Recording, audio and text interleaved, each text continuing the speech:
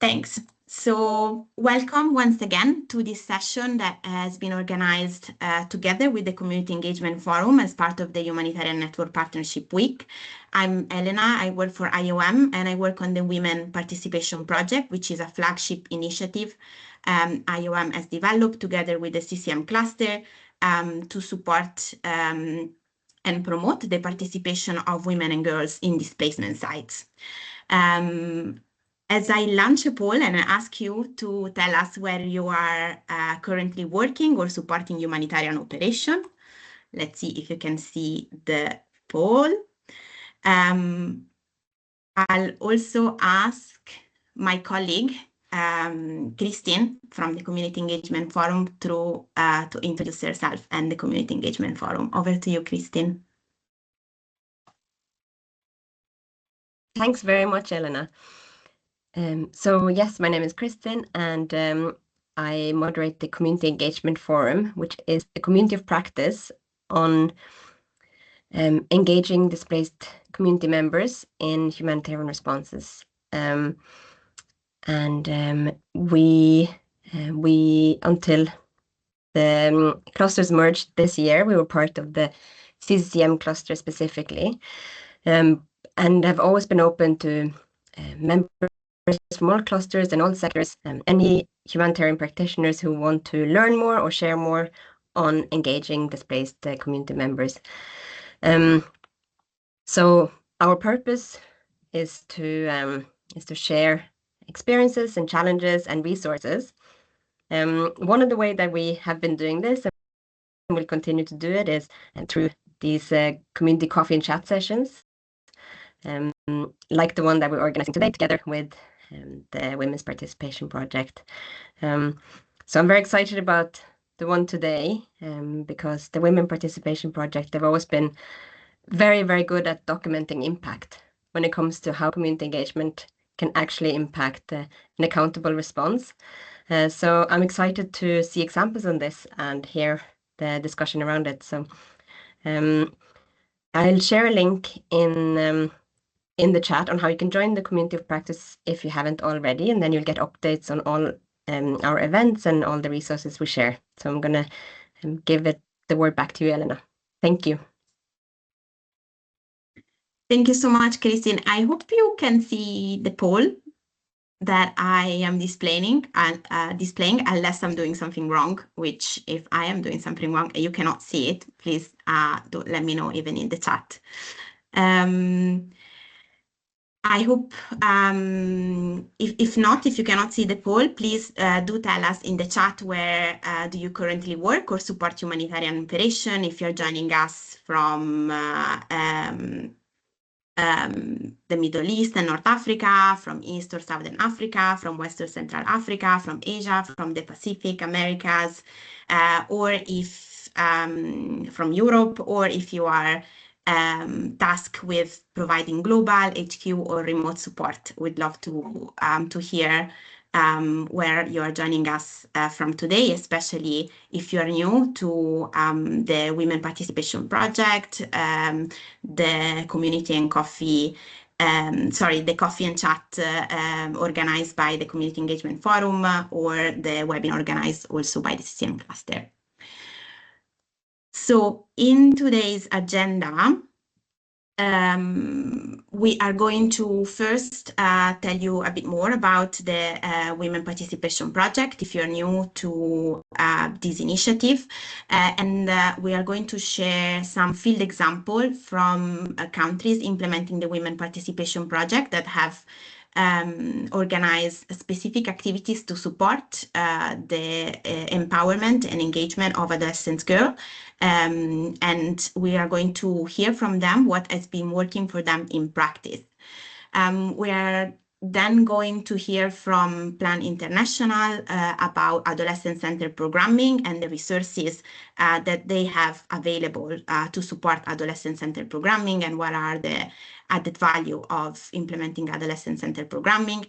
And then we're going into a clinic session where We hope to hear some of the challenges that you are willing to share with us when it comes to adolescent-centered programming, when it comes to empowering and engaging adolescent girls in practice. And we're hearing from our panelists on what can we do in practice, what have worked for them in practice to solve the challenges. So hopefully some practical suggestions that we're going to hear that can inspire you in your own context of operation, in your own programming to empower and engage adolescent girls.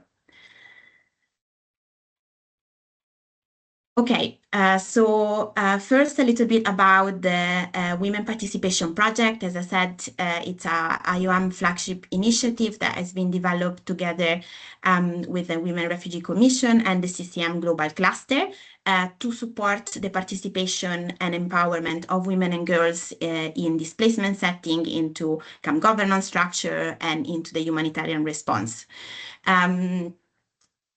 Why this is important for us. If you are familiar with camp management, this is what we call the camp management house.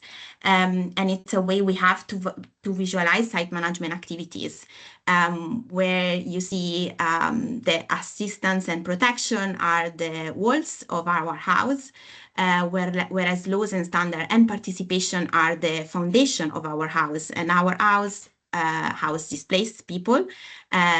Different displaced people have different needs,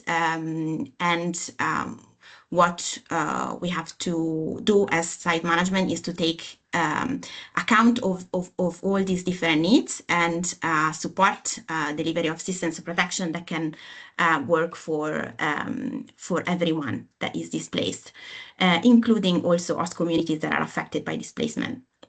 So as you can see, participation is the foundation of our camp management house, and if the foundation is not strong, the camp management house can stand. And if the foundation can be strong only if everyone is included. The Women Participation Project was developed as a phased approach to support practitioners working in camps and camp-like setting to understand what are the barriers and conducive factors to participation of women and girls. Based on the identified barriers and opportunities for women and girls to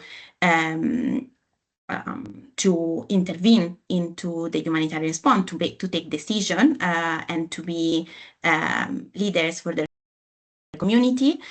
We go into the design phase, the second phase of our approach, where we sit down together with the affected community and especially with women and girls to design community-led strategies that can work in the context to support their participation and engagement. The third phase is the implementation phase, where we develop, where we implement different activities based on what has been prioritized by the women and girls themselves. And then we go into the endline and evidence and learning phase, where we document the impact of intervention and we identify way forward to increase and continue. Oh, you don't see my slides. I'm sorry.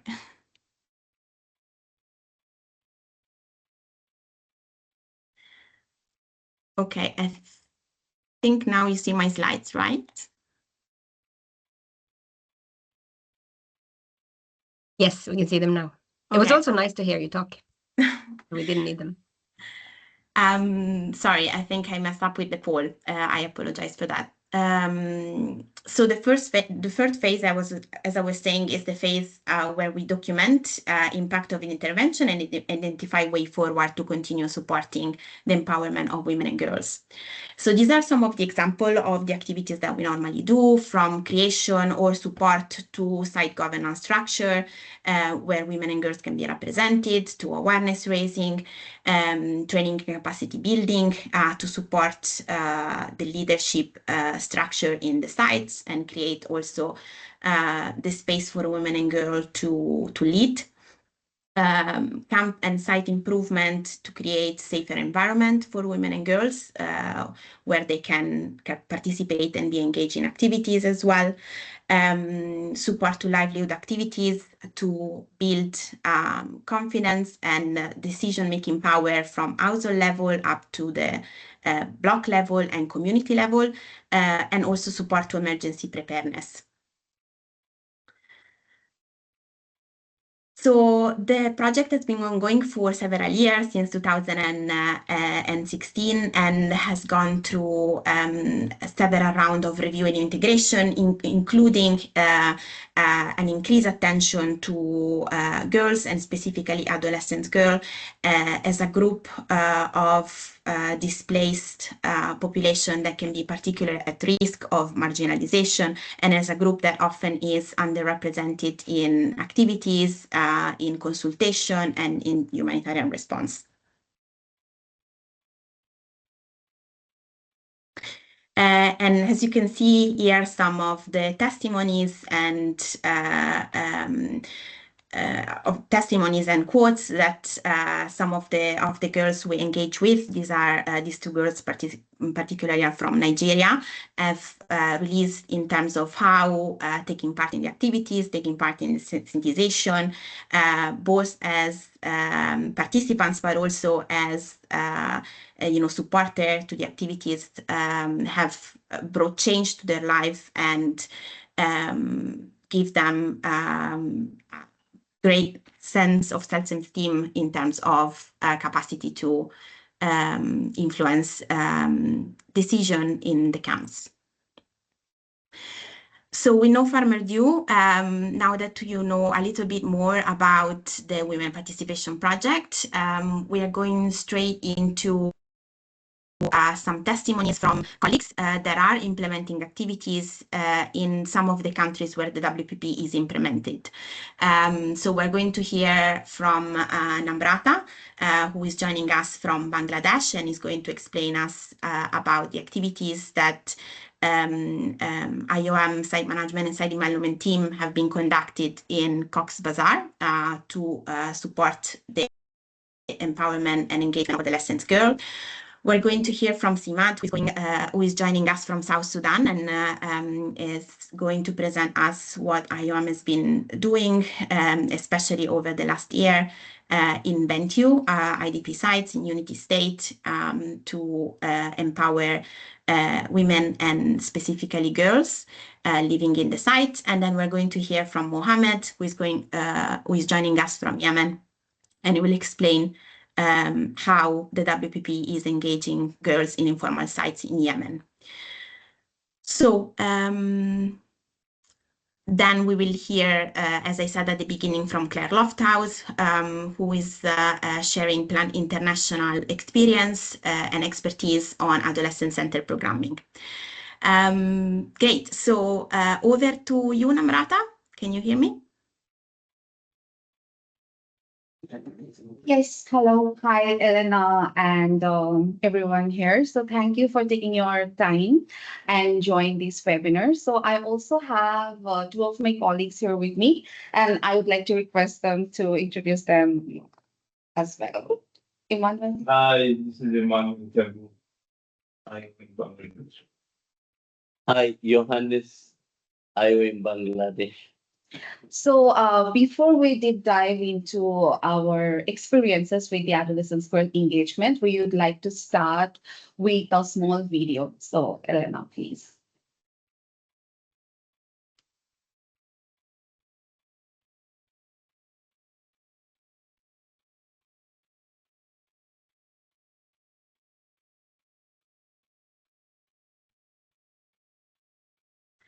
I'm going to reshare my screen. Yes, I'm going to reshare my screen to ensure that the video works. Assalamu alaikum, I am Noor Keita. Welcome to my story. I am an adolescent girl living inside the Rohingya camp of Cox's Bazar, Bangladesh. My camp life is very simple. I do some household chores. I go to the nearby learning center. I also look after my younger siblings. One day, an IOM site management volunteer asked if I was interested in participating in activities for adolescent girls. With my parents' permission, I joined in the awareness session facilitated by WPP member. I learned about critical facilities inside the camp through a quiz session. I learned to make menstrual pad and shared the skill with my friends. Not only that, but I also participated in an art session and a reading session with an audiobook. I really enjoyed them. Now, I have the confidence that I can support my community in the coming days.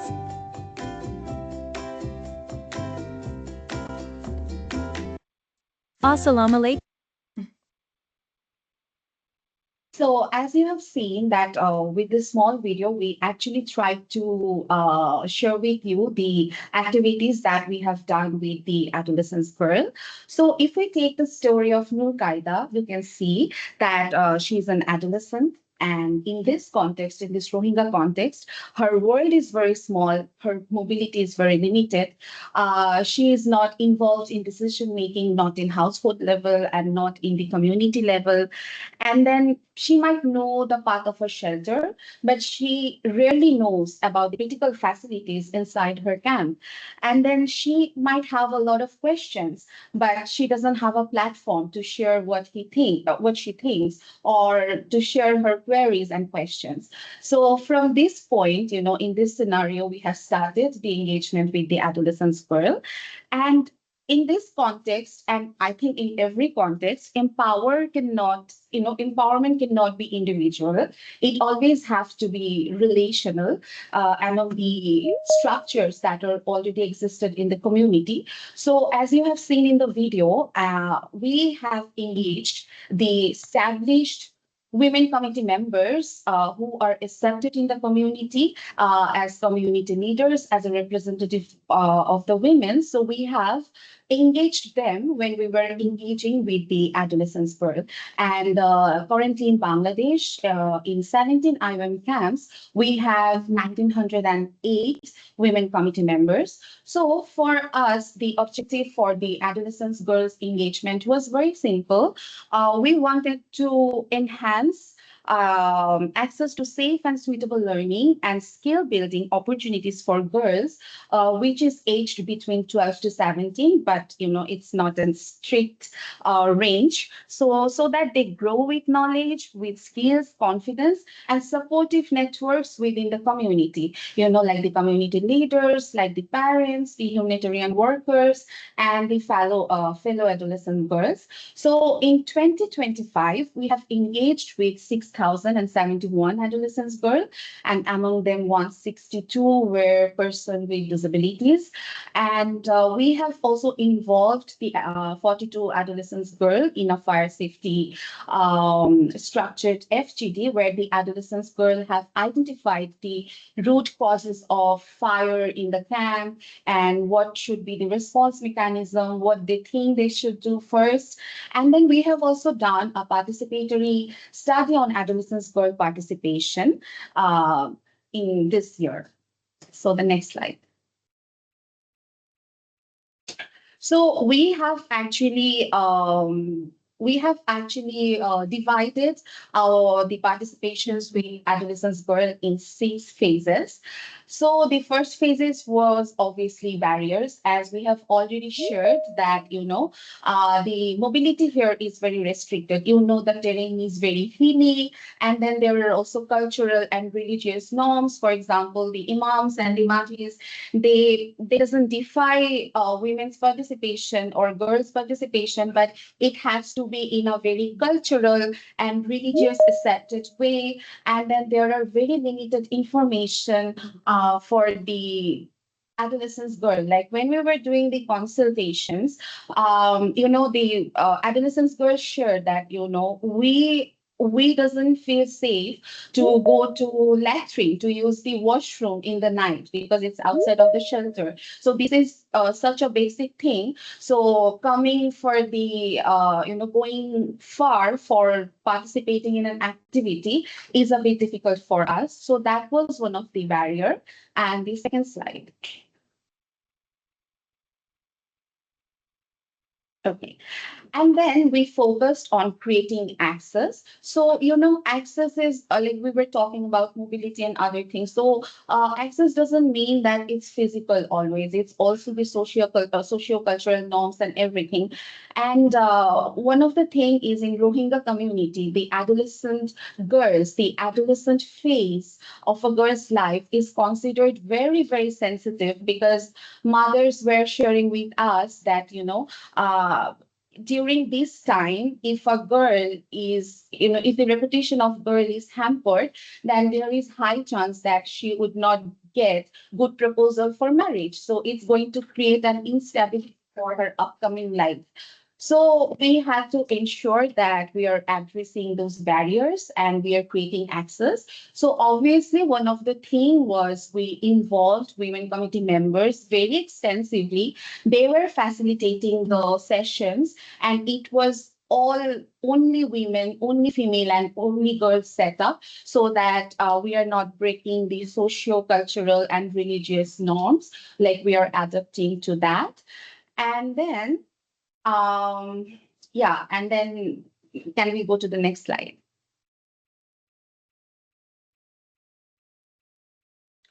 So another phase that we consider is like raising voice and building confidence. So when we are identifying the barrier and then we are creating safe access for the girls, we believe that when they are coming to the activities, when they're participating in the interactive sessions, when they are gaining knowledge, when they're knowing what facilities are where, when they are learning something in the reading sessions, when they are showing out their creativity, in the art session, when they are drawing, whatever they feel like.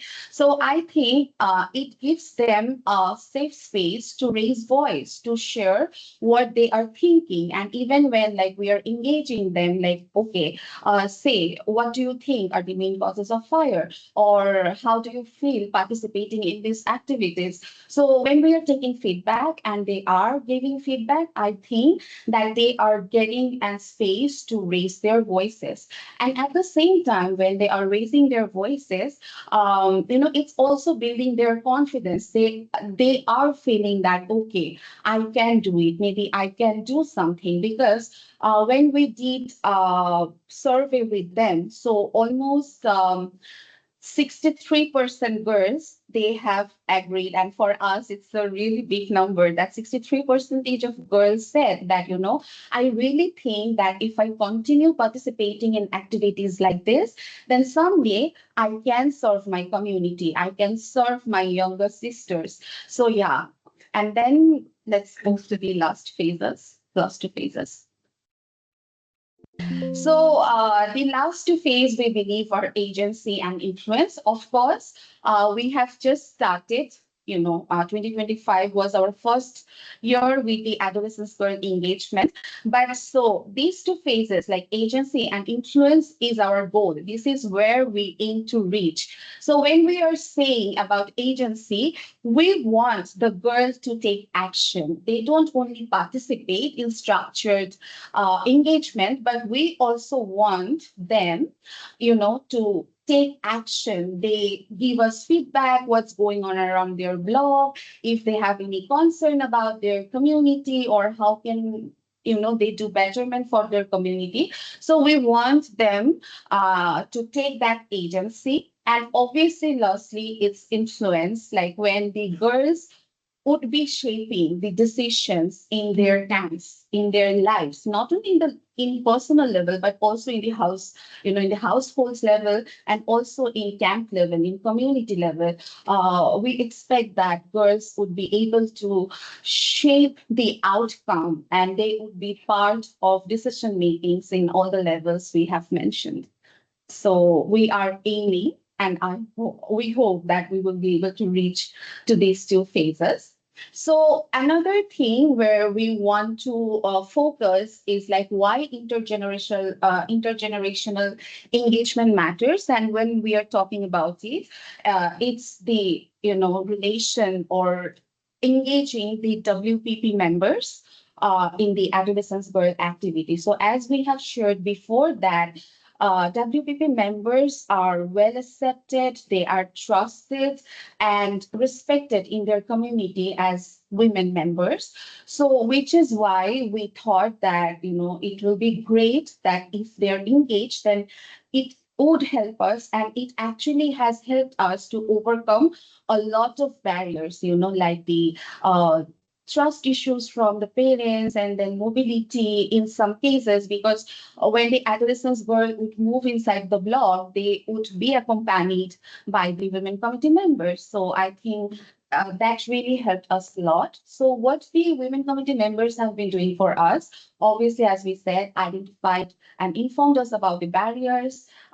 They themselves, the platform and the fact that women committee members were engaged, it actually created a safe entry points, and they were the facilitator for the awareness sessions, and then there were also pad making sessions. So it was the women committee members who through the women participation project, they have built their capacity and their confidence, and finally they are using that confidence and all those skills that they have learned over the years to shape the upcoming young girl generation from their community. So yeah, and then can we move to the next slide? So very shortly, we want to share some lessons learned from our activities. So one thing that we have realized that maximum girls, most of the girls, they go to learning centers, but they have really enjoyed sessions like reading sessions, and then art sessions and the pad making sessions, because these are not available in the learning center. So we have understood that, activities that supplements or complements the already existing curriculum of the learning center, that's more interesting, and girls are more interested in that. And then the pad making training that we have given, that we provided, so it was highly appreciated, not only by the community, not only by the adolescent girl, but also by their parents, because they were saying that this is a very important component of an adolescent girl's life, and sometimes when the hygiene kits are delayed, so it would help them. And we are very glad to share that we are actually right now working on a mass community-led project along with the adolescent girl, where they are going to make pad for fellow adolescent girl in their community in all IOM camps. And then obviously girls said that, earlier we heard that, okay, there is a hospital, there is they really know a lot about WGSs where they are in the blocks, but they would not know where the food distribution center is or where the nutrition center is. So knowing about the critical services, they somehow feel very, very empowered, and guardians were like that, we are very happy that you are involving in them in these things.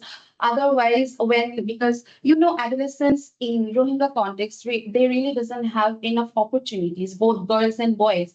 So most of the time, because of lack of opportunities after the learning center time, they tend to get involved in things in activities which is not good for them, and which is not seen good as their community, by their community and by their society. So guardians were very happy. And then we have actually faced resistance by the community leaders in some places, and we have very quickly addressed them. So we have realized that it's very important that we have to keep along the community and the religious leaders along with us. We cannot empower girls excluding them. So yeah, thank you from my side, from our side. That's all. Thank you so much, Namrata, and thanks a lot for sharing this this learning from the implementation of activities in Bangladesh. Giving the floor to Imad now, who is going to share some similar but different experiences from South Sudan. I'm just going to stop sharing and resharing my screen because I saw that we have some problems with some participants not being synced to the right slide. So hopefully now this is solved. Great. Imad, over to you. Thank you. Good afternoon, good morning to all the colleagues. So just to give you a little bit of a South Sudan context aspects, with the WPP aspects, we've been working with youth, adolescent girls in the Women's Forum that are a key part of the Bentiu IDP camp.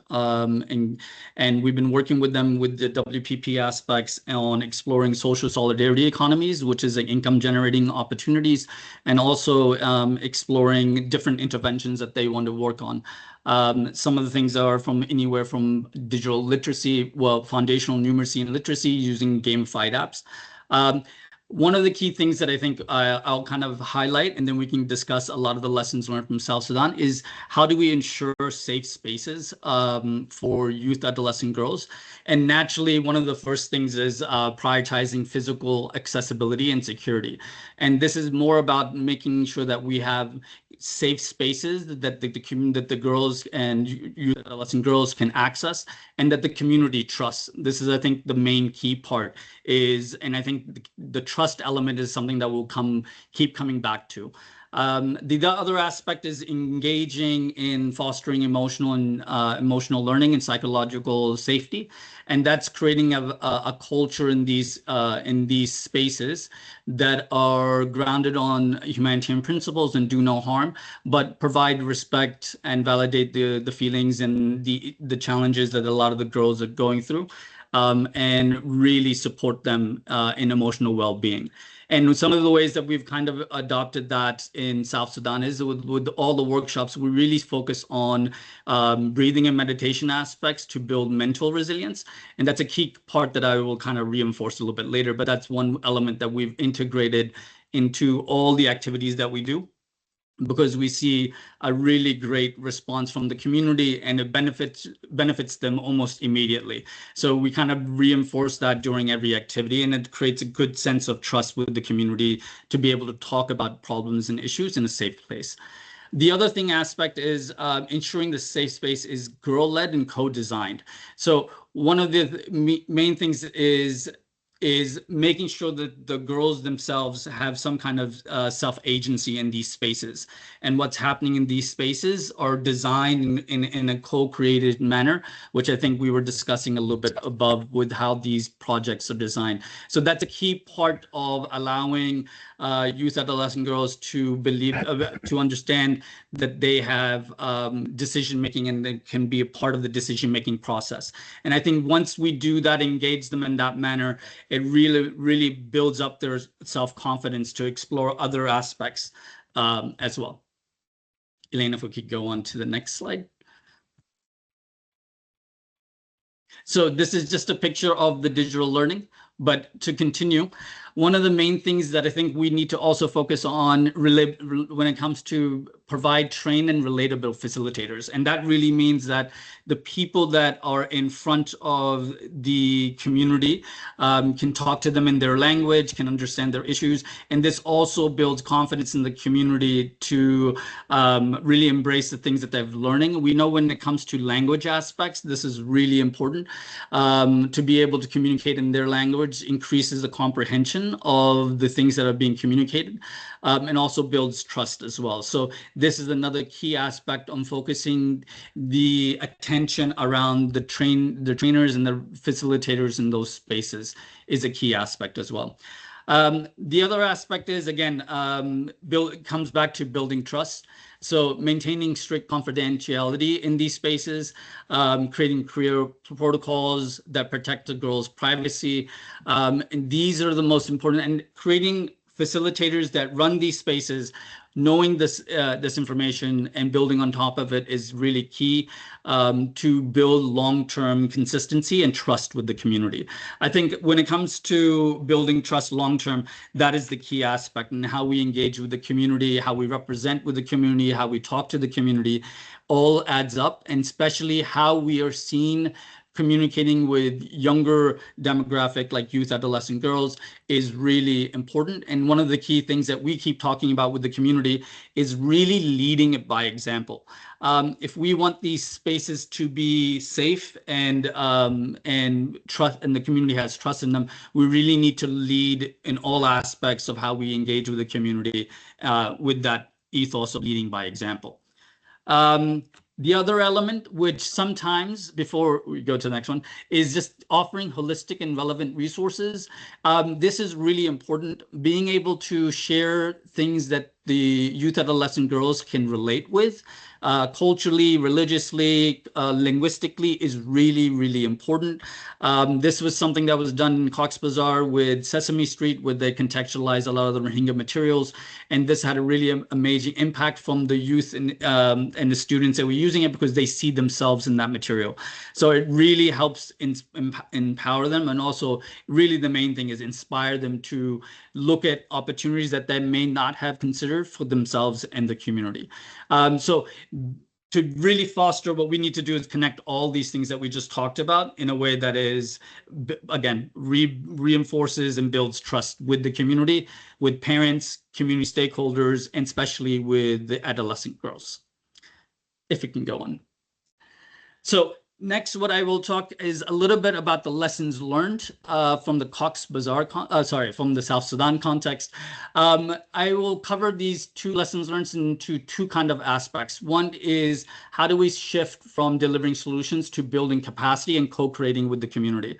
I think that is a really important part. One aspect that we use is design thinking, human-centered design aspects, because it co-creates solutions and strategies with the community in a very participatory community engagement process, which is all centered around building empathy and using empathy to design solutions for their own communities. This is something that we kind of integrate into every element of it, because not only is it important using design thinking, this also builds the capacity of the youth adolescents to become better problem solvers and be able to tackle problems they may not have the background or knowledge for, but find ways of learning, prototyping, testing, and then creating solutions. And I think in the responses that we've seen with the women and in this aspect, it really builds their self-agency and really builds their confidence, what relates to building grit. The other aspect is, when we look at building resilience in the community with the women, we really focus on building individual resilience as well. We talk about it's about building resilience of the mind for the women. We start with the meditation aspects, and then we build their capacity around problem solving, and we engage them in solving as many different types of problems as they can. And one of the ways that we frame it, which links to the next aspect, is we look at how do we build community resilience within the community before we even go any further. This sets the foundation for that community engagement and the other aspects that I'll talk about, which is the social solidarity economies, which will be the next slide. But one thing that we do is because a lot of the people that we were talking about in not only in South Sudan, Bangladesh, are facing climate challenges as well. So we really engage the community at understanding how to build community-based climate resilience and how they can find opportunities in solving the challenges that they face every day. So this is a key context that we've learned and that we've kind of apply into all the aspects we do, and that's the foundation of our engagement. If you could go to the next slide, please. So one of the aspects that really comes down into is fostering enterprises and protecting people and planet. And one of the aspects that we're doing slightly differently in other contexts is we're not just building the entrepreneurship of the community and the women, and especially the youth adolescent girls, but we are using social solidarity economy frameworks, which focus on environmental protection, social protection, and income generating opportunities to fund the first two and fund the operations. We take that approach because it allows a lot more social cohesion amongst the communities. They're working together to solve these issues. They're also integrating protection, environmental and social and protection into the communities, which we see having a better way of how you deal with the community, how you prioritize the needs of the community, how you protect the community. So this process still has income generating aspects, of course, naturally to keep it going. We focus it really on how do you use that income to support and benefit protect the community and the environment, which is a crucial aspect. The dual mandate allows to really integrate and streamline those aspects and focus a lot of the natural attention around those areas. And the key aspect really is linking that back into looking at sustainable livelihood aspects in the community. We really have the community explore challenges in the community that they are all facing and how they can turn those challenges into opportunities. And with what we are seeing in South Sudan, specifically in regards to the funding cuts that we have seen in the past year, where there's a whole focus on community-led interventions and having the community take more ownership, which traditionally might not have been done as well. But we really have seen the women and the youth adolescent girls in the communities I've been working with, they are taking that leadership role, and the rest of the community in the Bentiu IDP camp is really fostering around them and supporting them, which is great to see at the community level, for sure. And I think that covers it. Yeah, I think one of the things that we've seen is really, I think one of the key aspects I'll end with is we've seen the women really engage and embrace the work that we're doing with them and these activities, because they're now seeing the value that it's bringing from the social emotional aspects to the income generating aspects to how they are working and engaging in the community. We've engaged a lot of the women and youth adolescent girls into the durable solutions mechanism. So they're part of a lot of the community engagement aspects, a lot of the decision making, and that aspect is really empowering them. And we're seeing that effect really compound with the next generation. And now a lot of the women in the women forum are not educated at all, actually. And we're working on programs for them for that. But now they're actually trying to prioritize the needs of the youth adolescent girls and actually pushing for more and doing more advocacy for more technical skills and capacity building around their needs. That's it from my side. Thank you. Thank you so much, Imad, and hopefully we'll go back to South Sudan experiences and lesson learned in the clinic session, where we will explore some challenges that you will share with us. Great. So last presentation from WPP field experiences is from Yemen. Mohammed, are you aligned with us? Yes, thank you, Elena, and good morning, good afternoon to everyone, depending on whenever you are joining us. So I would like to first give or provide an introduction about the context in Yemen. As some of you might be aware of, Yemen is a traditional religious community, and women participation activities, it's something that it's not highly welcomed or accepted by the communities across the sites that we are working. As IOM, we manage several spontaneous sites in several locations in Yemen. And adolescent girls are in displacement sites face many challenges, including access to services, gender inequality, increased protection risks, and also limited participation. IOM integrates women participation activities into CCM interventions with the objective to promote meaningful participation of girls in site governance structure, ensure access to information, prevent or mitigate GBV risks affecting the girls, and also we establish safe spaces for girls where they can interact, learn new skills, as well as access to awareness sessions, access to information, as well as also enhance awareness of on rights, available services, and so on. Could you go to the next slide? So we implement several activities, which includes establishment of women committees. So considering the context that we are working in and the fact that the women participation, it's something that it's not widely accepted by the communities, we focused and heavily invested on the women committees as they are the key entry point for the community. Establishing the women committee was not something very hard, and it was done in several courses. One of the things that one of the aspects included the capacity building. We have invested a lot in the women committee established across the sites, as well as also the capacity building efforts also targeted community leaders, local authorities, so that everyone would be aware of the importance of women participation, girls participation in daily site activities, while also considering like the cultural aspects.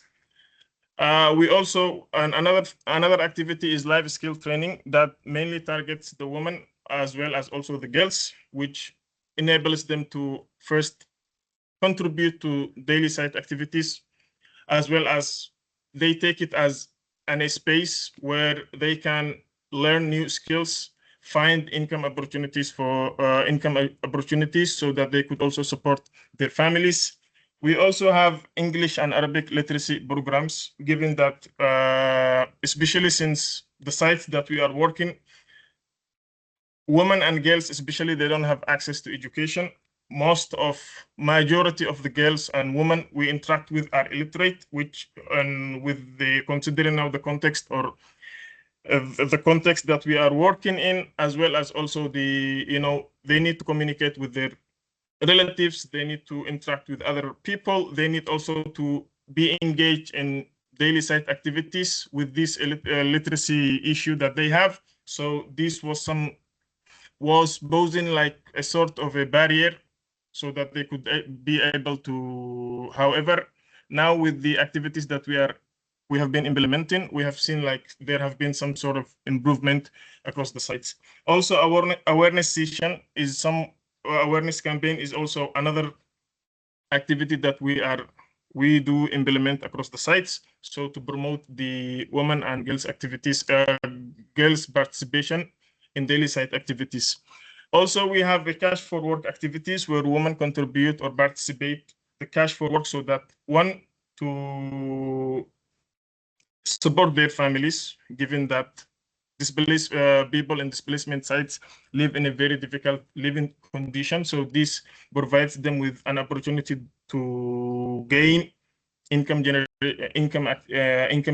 activities, and at the same time also having women participate in daily site activities, considering also the nature of the activity that they could be assigned on, their contribution. This gives them also the courage so that they could participate on regular basis on daily site activities, and removing this cultural, sensitive or stigma, especially within the sites when people observe that women is participating of activities that it's solely done by women or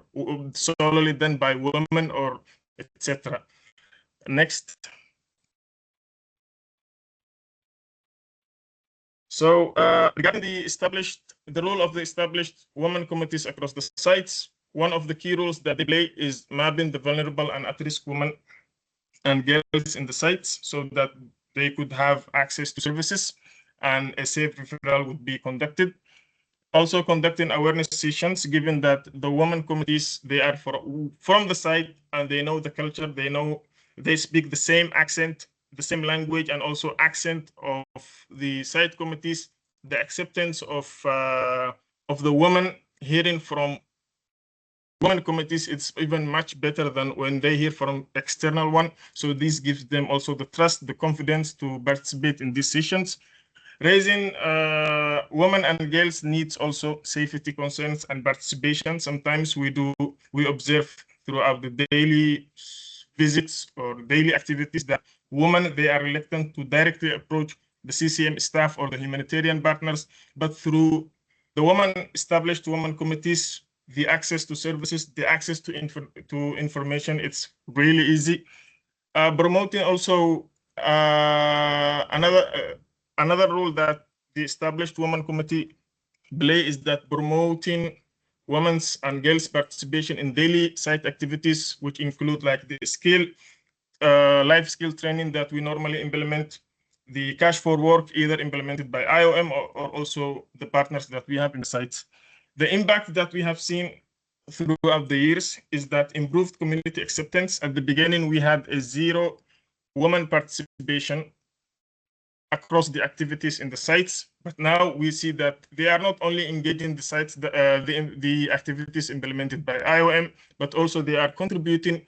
Sometimes they are also having like a power to change, the type of activity of interventions implemented even by other partners.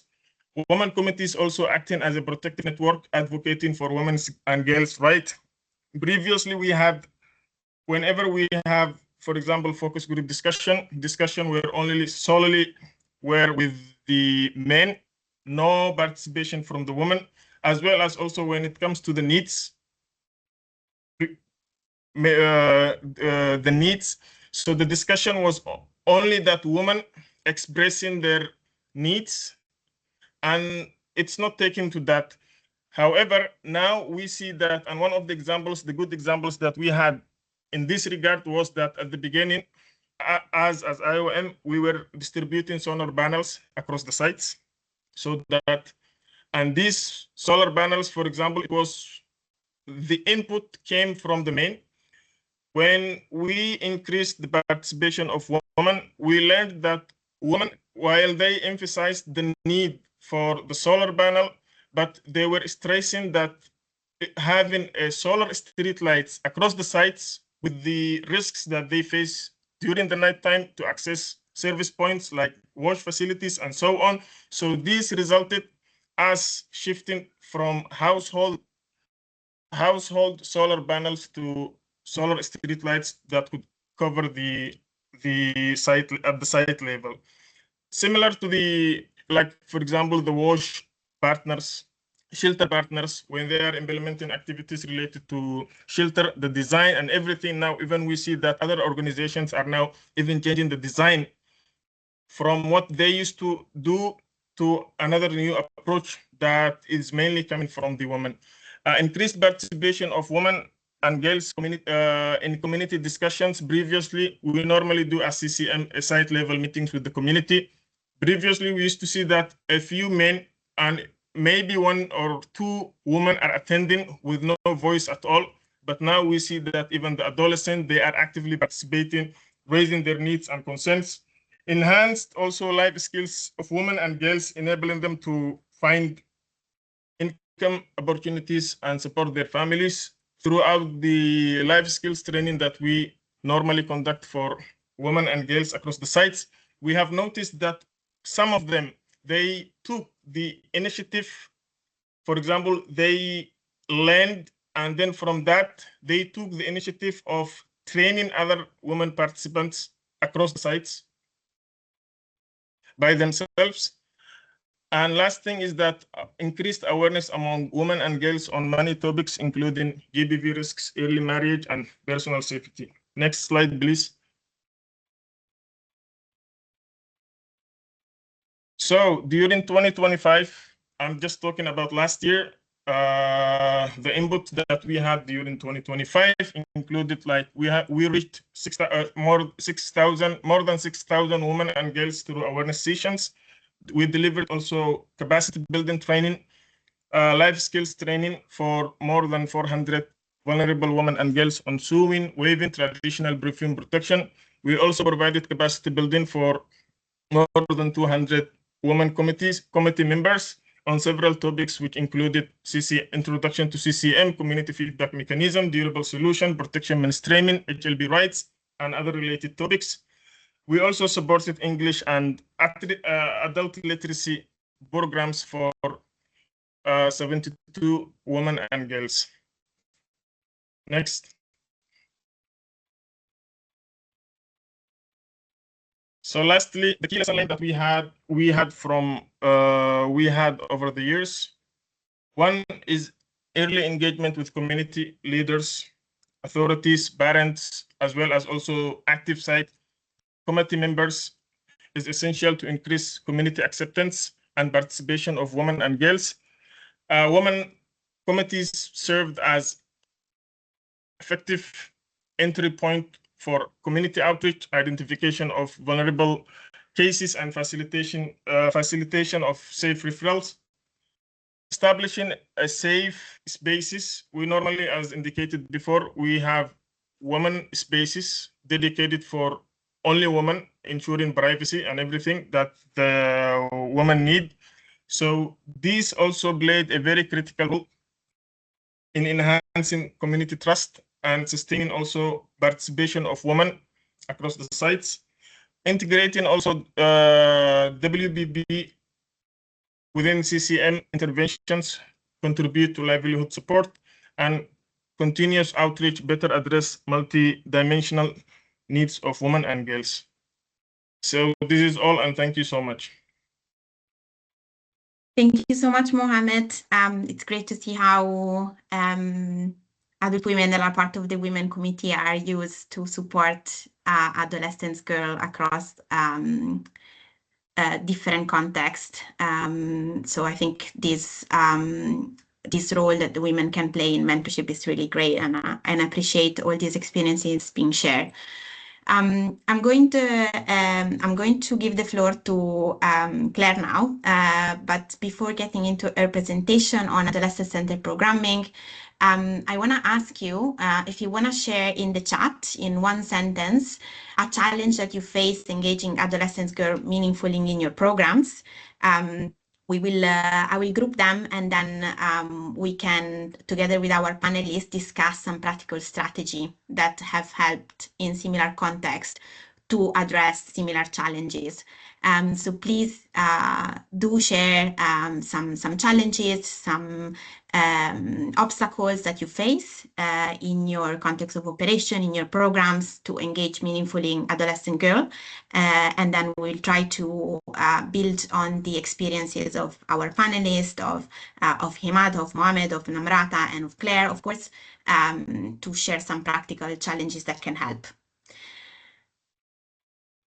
And over to Claire.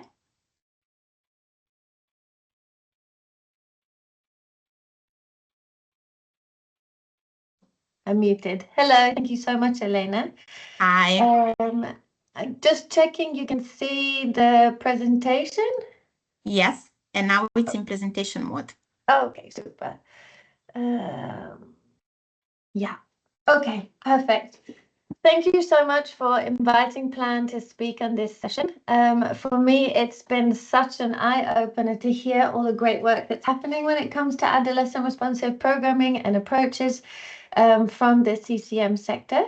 I'm speaking to you today very much through a child protection lens, so it's great to see these different parts of protection coming together. My name is Claire. I'm the GBV Child Marriage Technical Lead at Plan International Global, sitting in our Child Protection and Humanitarian Action Unit. I think where I wanted to start today, and I will try to be quick so we can have time for conversation at the end, is just to kind of give a bit of an overview about what is adolescent responsive programming, or even more specifically, adolescent girl responsive programming for Plan. Plan's been intentionally working on adolescent programming in humanitarian settings for over 10 years, and we've conducted numerous research studies, and we even have a dedicated research series on adolescent girls in crisis, which I can share the link for that if you're interested. And we know that the reason we focused on this is because we started to realize that the majority of programs are either for children or they're for adults, and we're really missing this critical gap of adolescence, very unique stage of development, and also different specific risks that they face in crisis settings. So we yes, developed this initiative, and in 2020 we published our flagship adolescent programming toolkit. Again, we will share this link with you. It's available in a number of languages, and that really outlines our position on working with and for adolescents. So plan being adolescent responsive really means that we ask adolescents, all adolescents in all their diversity, for example, of all ages, adolescents with disabilities, married adolescents, adolescents who may already be mothers or fathers. We ask them what they need and we take their views seriously. It also means that we design services based on their inputs as much as we can, so that they're safe and accessible, and most importantly, relevant, which we've heard from colleagues mentioning that today, even for the most hard to reach adolescents, and that's typically groups like young mothers. It also means that we intentionally try to find out who is the most excluded among the communities we're working with, and what are those different subgroups of adolescents, so that we can make sure that they are not left out of our services and opportunities.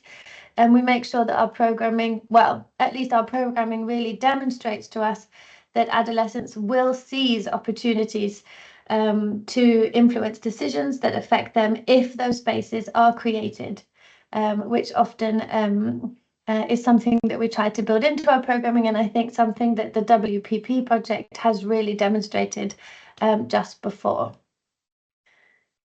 So being adolescent girl responsive, it really acknowledges a number of factors, which is what we've learned over the years. It really acknowledges that adolescence is a unique stage of development and growth. It's not a unique stage. I mean, you have early adolescence and later adolescence, and we don't have time to talk about that today, but it's not necessarily a homogeneous stage of development and growth, but it is unique to childhood and young adulthood. It acknowledges that adolescent girls face specific protection risks, especially in fragile and displacement situations, and that they have specific needs in humanitarian settings, which is influenced by their intersectional factors, things to do with age, gender, faith, responsibilities, ethnicity, language skills, etc. And that adolescents, particularly girls, do face enormous challenges in being seen and heard in humanitarian programming. But what we've found is that adolescents can co-create services with us that are responsive to their unique development and emotional needs, and that programming works best when it's tailored, intentional, and multi-sectoral. And I think really important to note that from our research, what we found is that the risks and challenges adolescents face, especially girls, really does result in lower chances of survival and fewer opportunities later in life, which really restricts especially girls' ability to thrive later in life and to overcome the crisis that they're experiencing. So in practical terms, when we try to boil this down, what does it really mean? This is really an approach that we use a lot within child protection, but not only, we use it in the other sectors that plan works in, especially things to do with education, sexual and reproductive health, for example. But it really actively looks to include diverse adolescent girls and boys, and it helps us to shape what support is provided, where and when it happens, and how it is delivered safely. So some examples of how we can apply this type of approach to our work. It can really span the breadth of humanitarian response. It's not only for direct service delivery.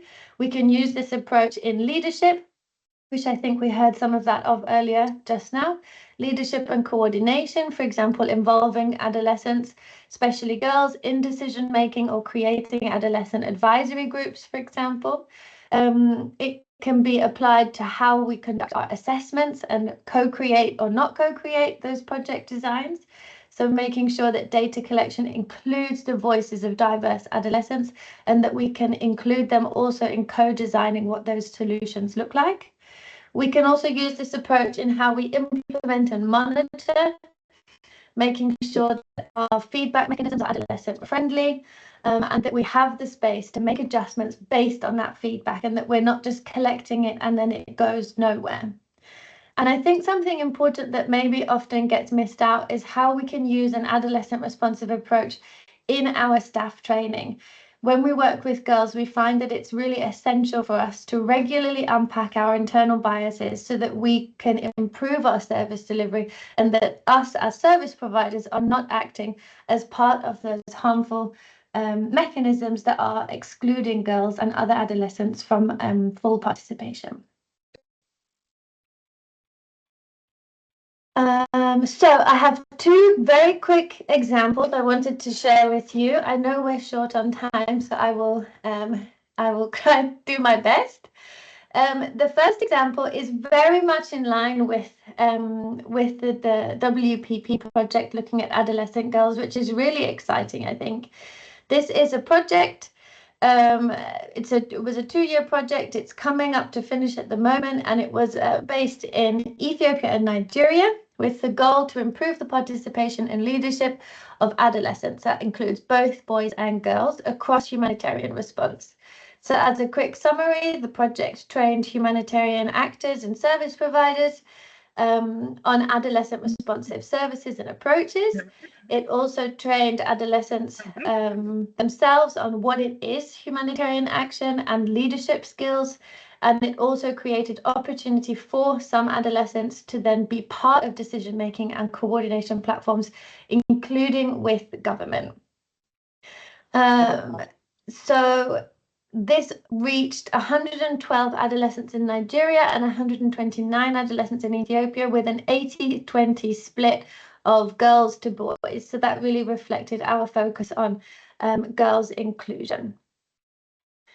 So what was the impact of this? What was the result? As you can see, we had a lot of impact and a lot of successes with this project. I won't go through it all in detail now, but we will have a consultation report, including with the action plans from both countries, that will be published soon, so you can read about it more in detail. But perhaps a couple of highlights. The adolescents established adolescent and youth advisory panels in 2 refugee camps in Gambela, that's in Ethiopia, and also 5 and across 5 states in Maiduguri in Nigeria. So these coordination groups really led to periodic meetings with the coordination structures of the humanitarian response and the adolescent and youth advisory panels. So that really meant that they had a direct voice to influence and share their views and perspectives with the decision makers in charge of those coordination structures. In Gambela in Ethiopia, adolescent representatives were also invited to join community advisory committees to advocate on behalf of adolescents' rights and needs, a position which previously did not exist. And services also were found to have improved because of the feedback from adolescents via the advisory groups and youth panels, but also from young reporters who had been trained on project monitoring and feedback. So that made services a lot more adolescent friendly, a lot more adolescent responsive, a lot safer and more accessible to all adolescents. So I won't go into more highlights here, but you're very welcome to read the reports when they come out very soon. The second example here is really about how we've centered our work on child marriage in humanitarian settings around the adolescent responsive approach. Plan has been addressing child marriage in crisis settings for a number of years. In 2018, we took a more intentional approach to how we responded to this challenge. And we started by conducting research in a number of diverse crisis settings to really understand the linkages between crises and the decisions and the pressure to marry early. And also we wanted to really understand what can we do as Plan International through our programming to respond to this issue with impact. We also spoke to our programming teams to understand what are the main challenges that were limiting scale up in the response to child marriage and girls programming. And then we pilot tested a number of different interventions within a flagship adolescent programming in Uganda. And this program used an adolescent responsive approach to co-design with the adolescents themselves who identified child marriage and early motherhood as their biggest challenges that they faced, which is why the project was then framed around those concerns. The first phase of that project did start only with activities for girls, And then we quickly realized through the feedback from the girls, but also from boys in the community, that we needed to also expand that to also reach the boys, including the girls' husbands, in order for us to really have an adolescent girl responsive approach, which of course does not mean only working with girls, but it means centering all of what we're doing around the girls' needs and priorities, but that we can also expand that to working with men, boys, parents, community leaders, etc., centered on improving the position and well-being of girls. And then since 2023, in collaboration with UNHCR, we created a global technical help desk to really boost capacity strengthening direct to country offices and programming.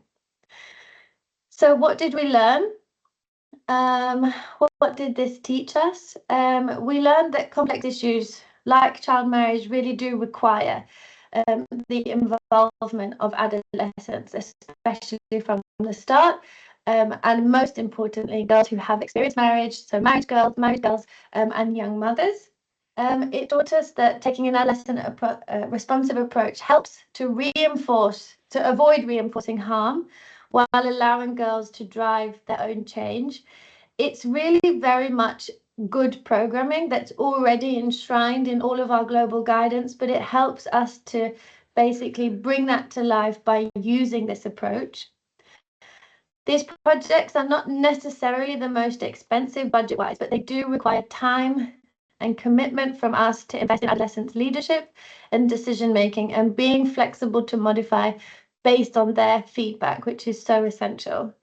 Adolescent responsive approaches does not only stop at programming, as I mentioned previously, but it actually embodies our own attitudes. So especially when we're working with girls and vulnerable groups, we don't want to be the reason that they don't feel comfortable coming to services. I think many colleagues have mentioned the importance of that trusted and safe relationship between facilitators and the community.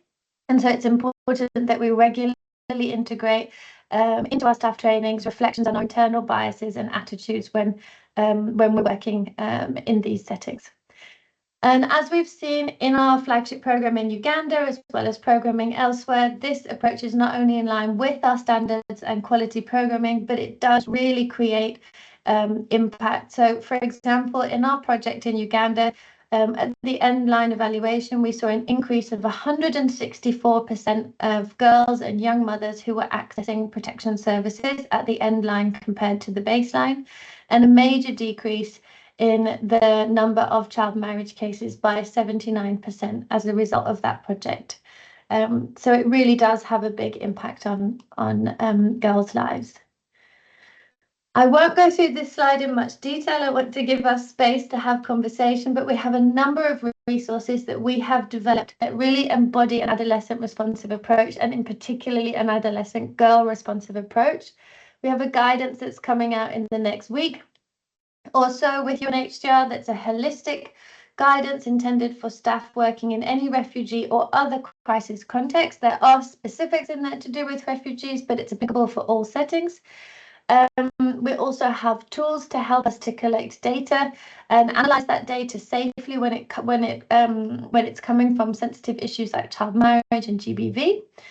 We also developed with Save the Children a theory of change to help you frame and structure your projects to respond to child marriage within that framework of adolescent girl responsive approaches. And if you would like to learn more, we have a 3-part series on Kaya or Workday, where you can take different modules around adolescent girl responsive programming to child marriage. Finally, oh no, I have 2 slides left. I hope I have enough time. This is our flagship toolkit. I really encourage you to check it out if you're interested in adolescent programming. It is not just for child protection, it's multi-sectoral, so it's applicable for a number of different sectors. In addition, we have a couple of other tools from our adolescent responsive program.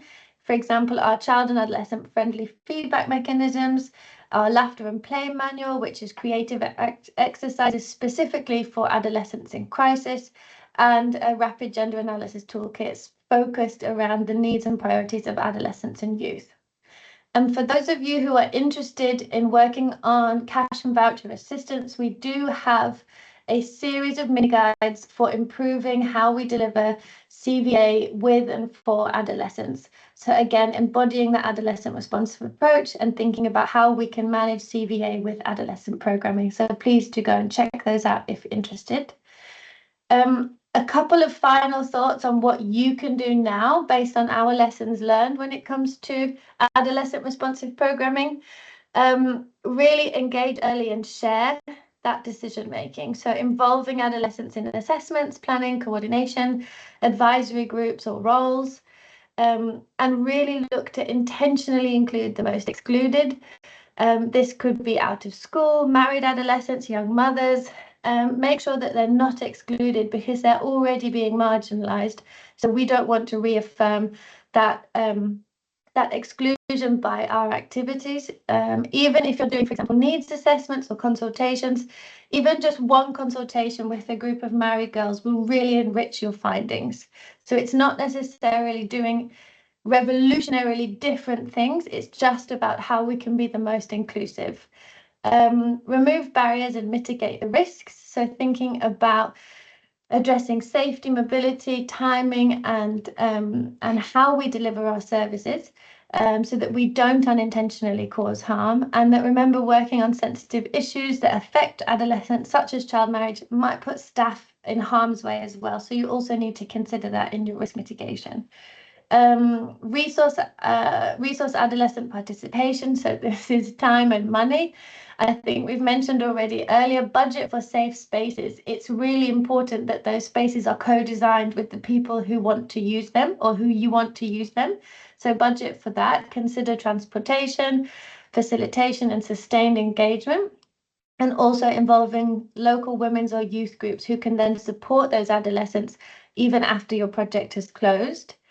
Advocate for adolescents' needs in coordination structures. So as we've shown in our example and in what the WPP is doing, adolescents are very able and capable to voice their opinions, their needs, what they want to see, the risks that they're facing, and they need to be visible within those coordination structures, either us as their advocates or them directly speaking in those groups across sectors to avoid gaps. So protection, education, etc. And then, as I mentioned, really look at addressing power and biases within service providers and the humanitarian response. Thank you so much. Elena, I hope I didn't go over too much. Back over to you. Thanks. Thanks a lot. Thanks a lot, Claire. And check out all the resources also that Claire presented to us that we link in the chat. I think one of the link might not be working, so we'll try to fix it now. We want to dedicate some times now to try to discuss together some challenges and building on the different experiences that our panelists presented us today, try to share some practical actions that we can take in similar contexts, you can take in similar contexts to address these challenges. So I'll start from Harry's input. Harry's, so it's, let me enlarge it a little bit so it's for everyone is clear. We try to categorize the challenges that might be something that you face into 5 different categories: gatekeepers, safety, access and mobility, socioeconomic barriers, participation, and then a little bit of a catch them all category, where we had anticipated yesterday when we discussed with Claire issue around resources and budget, especially right now. So Harry works on education access for girls, and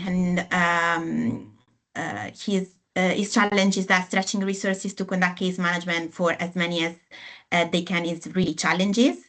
It's a research challenge with limited resources. So the organization is trying to weigh girls' needs and target the most in need. I would love to hear about how the panel tackled this. So yeah, I don't know if you want to take this one, since you were also just right now talking about budget and resources. Yes, so it's this one you've highlighted, the big purple one. Sorry, I was replying to the question in the chat.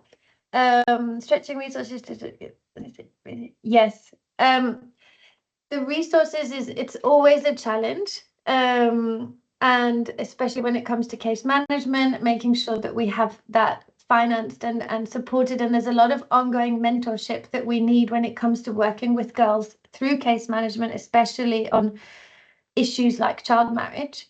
I actually had a call this morning with the coordination group, the child protection coordination group in Uganda, talking about exactly this. And I think it's really essential that at this time when we've got so much funding that's been cut, we try to do as much interagency training and we pull things together as much as we can. We're so many actors providing case management, and I think we can fund for longer periods of time. So a 2-day training can become a 3-day training if we invite a partner to boost those resources, which is something that I think we are forced to become more creative. But I think, as a colleague was mentioning earlier today, there are also positives from this at the moment, where we can then have stronger collaboration across our organizations. I don't know if that has tackled your question. I'm not sure. If you want to add more, please do let me know.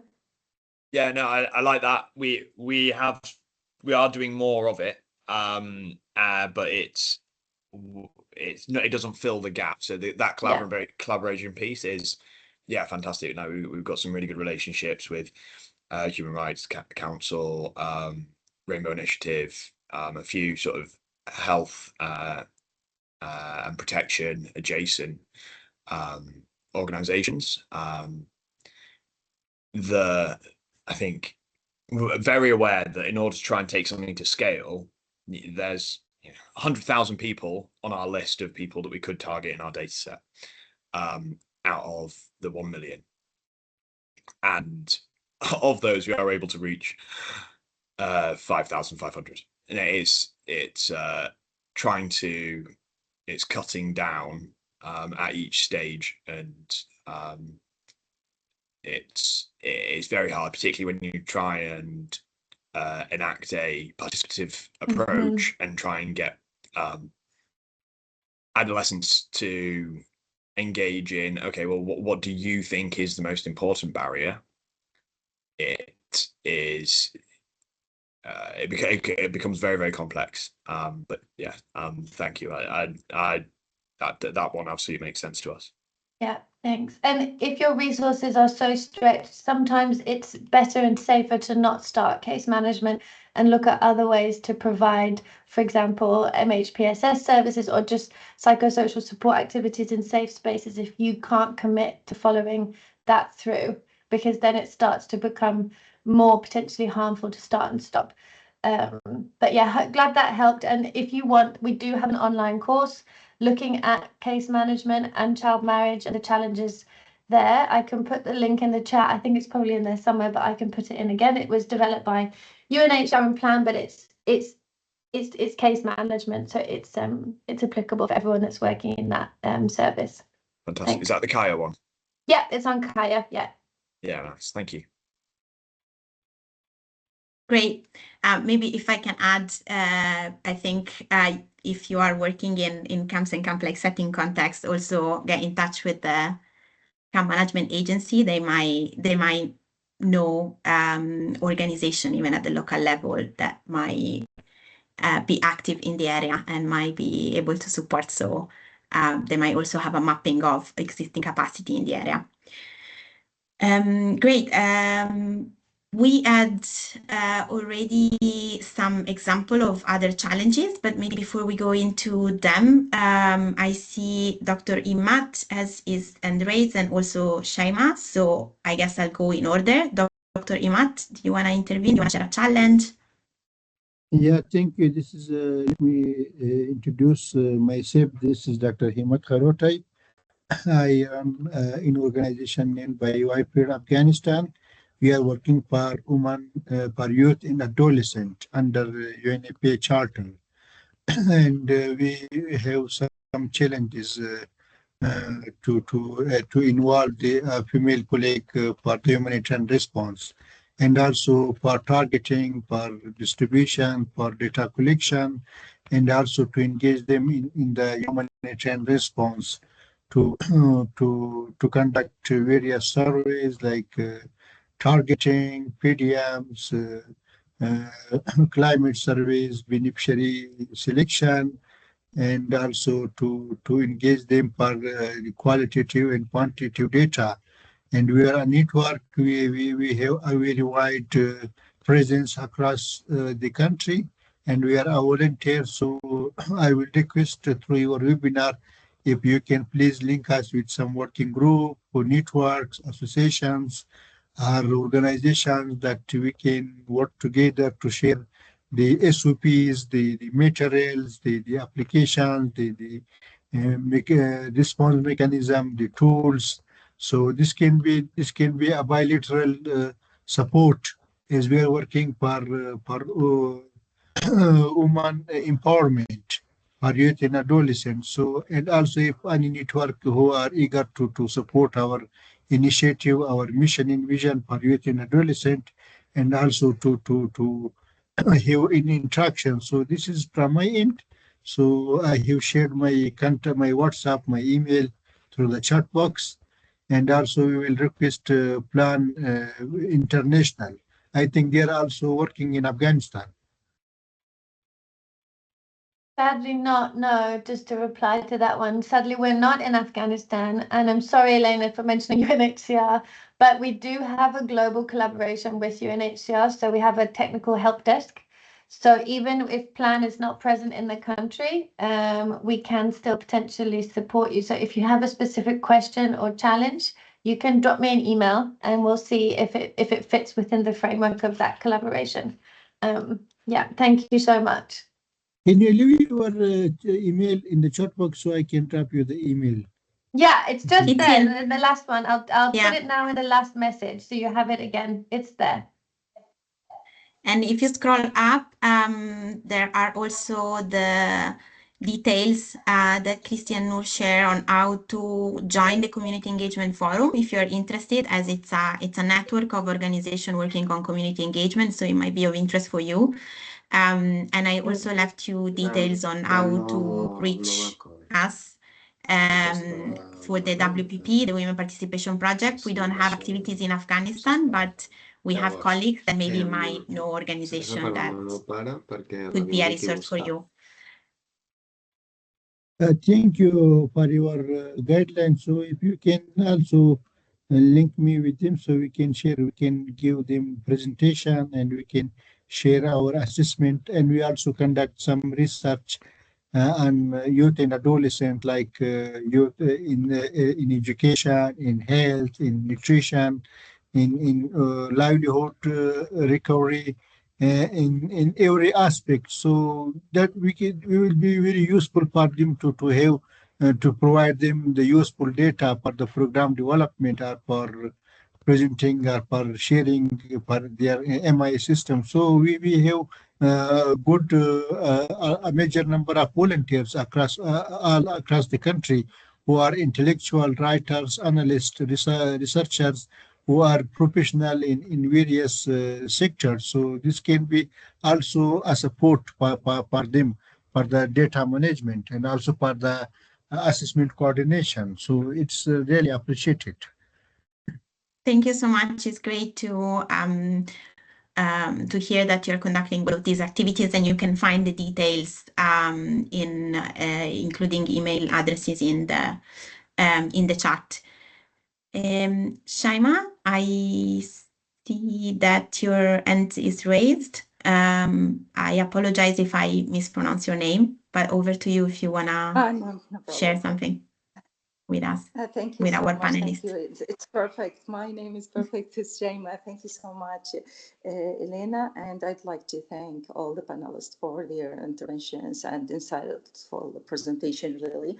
I'd like to summarize my intervention, speaking about the challenges that faced by women and girls in my country, and one of the affected countries by displacement and these challenges. So without further ado, since 2014, Iraq has experienced large waves of internal displacement women. Women have been among the most affected, carrying significant responsibilities in supporting their families and preserving social cohesion despite economic, social, and security challenges. Despite difficult conditions, displaced women have demonstrated remarkable resilience and active engagement through participation in community initiatives, livelihood programs, and education efforts, contributing to greater stability in displacement and return areas. The Ministry of Migration and Displacement has also overseen efforts to strengthen the capacities of displaced women through a range of awarenesses and educational programs. In addition to training workshops aimed at enhancing their self-reliance and economic independence. International partners, particularly the international organizations for migration, have played a positive role by providing humanitarian assistance, strengthening protection services, and implementing economic empowerment and community stabilization programs in coordination with national authorities. This cooperation has helped reinforce women's role as key partners in recovery and rebuilding affected communities. And without more speaking, thank you so much for once again for this important meeting.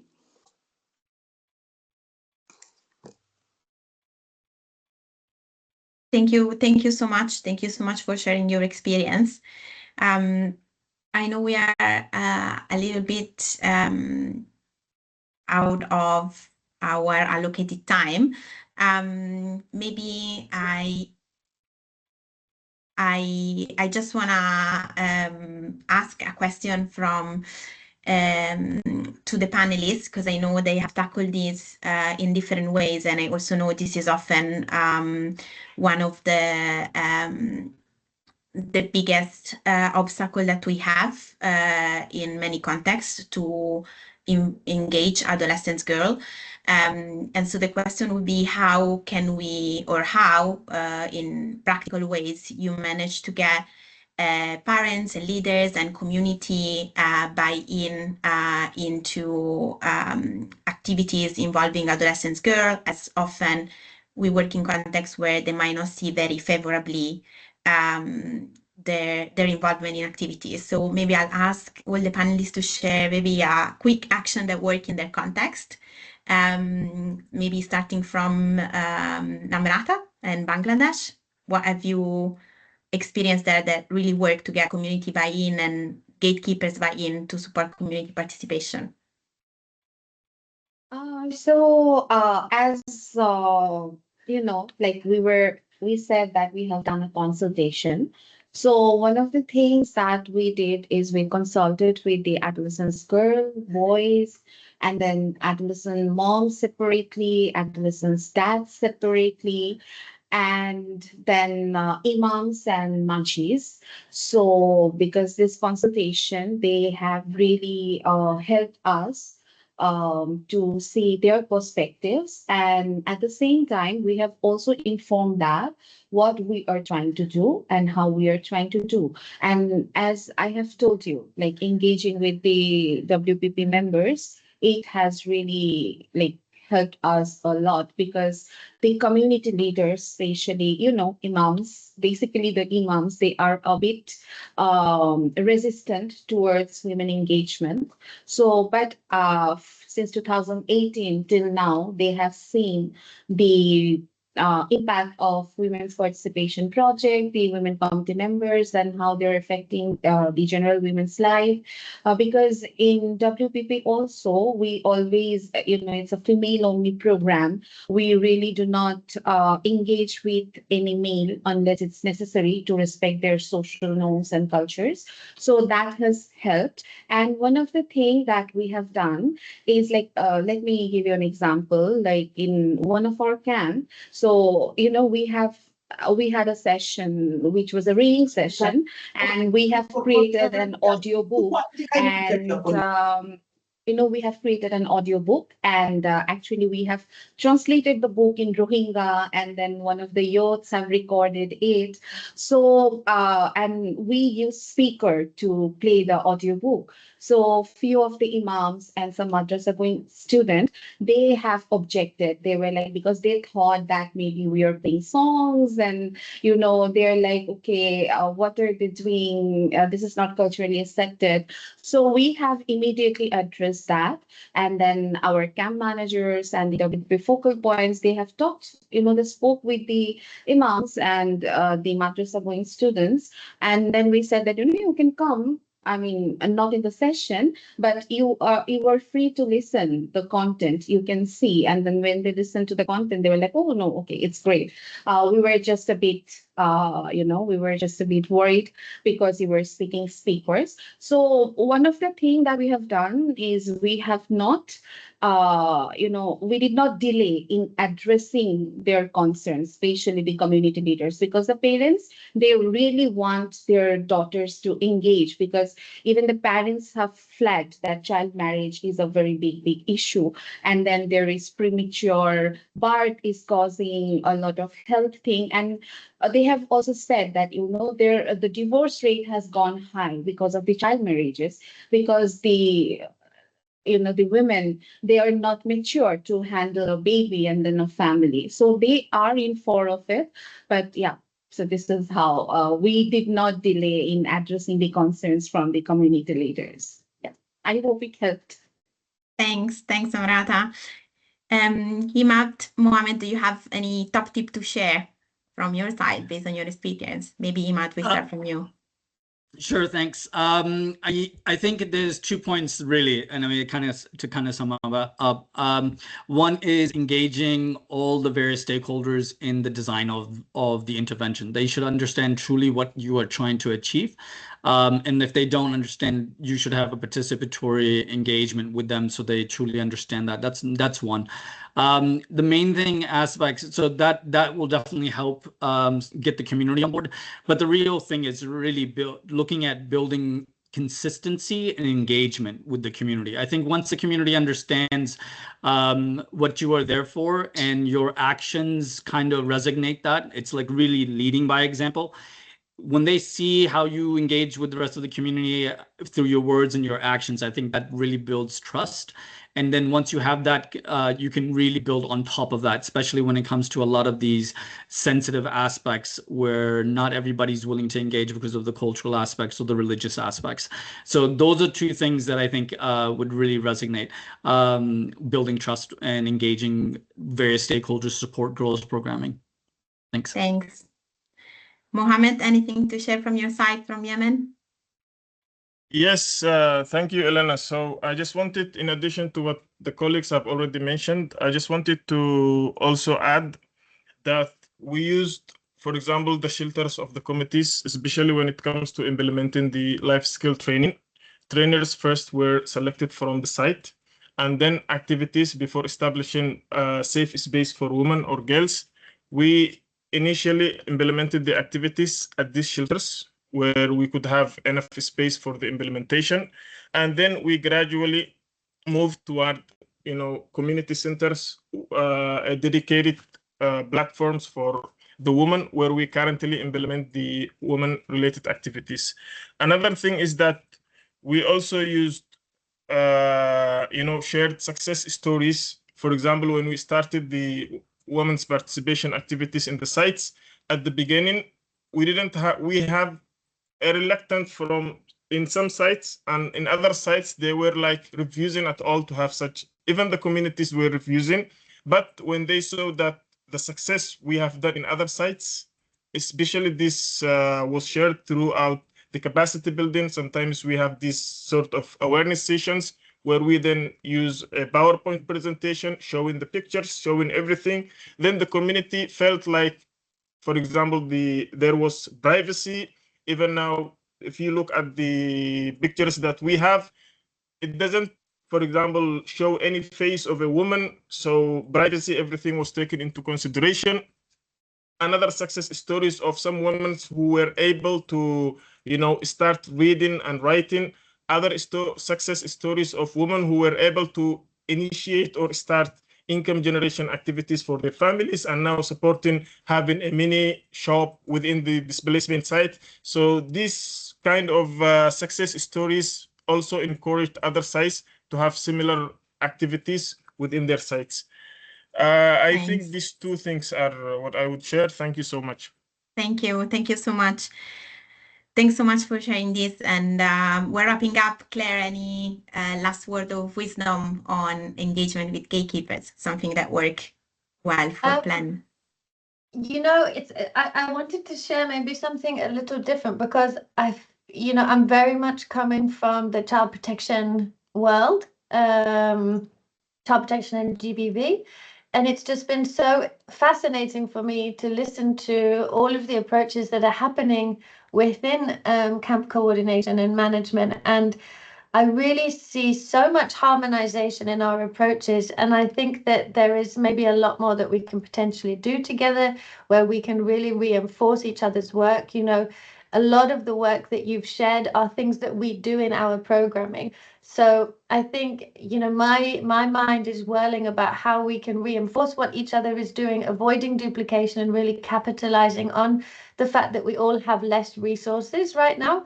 So if we're doing similar things, how can we do them together? And building in what we've already learned from child protection, what you've already learned from camp coordination, management, leadership structures, and how we can really bring that together. So yeah, I would love to follow up on that type of collaboration. And thank you so much for the space, for inviting us to share our resources. It's been great. Thank you so much. Thank you. Thank you so much. And thanks everyone for joining us today. Really, thanks a lot for the participation. We really hope that the experiences that were shared by our colleagues from Plan, from Bangladesh, from Yemen, from South Sudan could be an inspiration for you if you're facing challenges in engaging adolescent girls.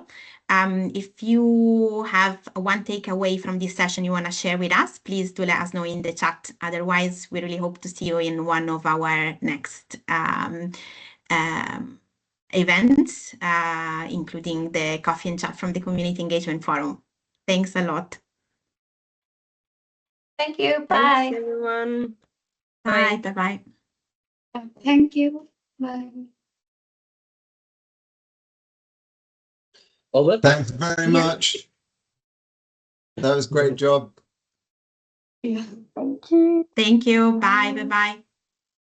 Yay!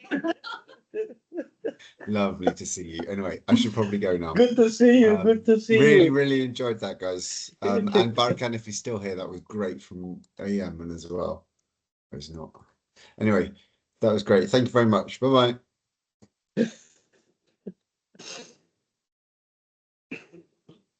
Okay, I think we should also leave. Yeah, bye, Elena. Thanks a lot, Elena. Bye.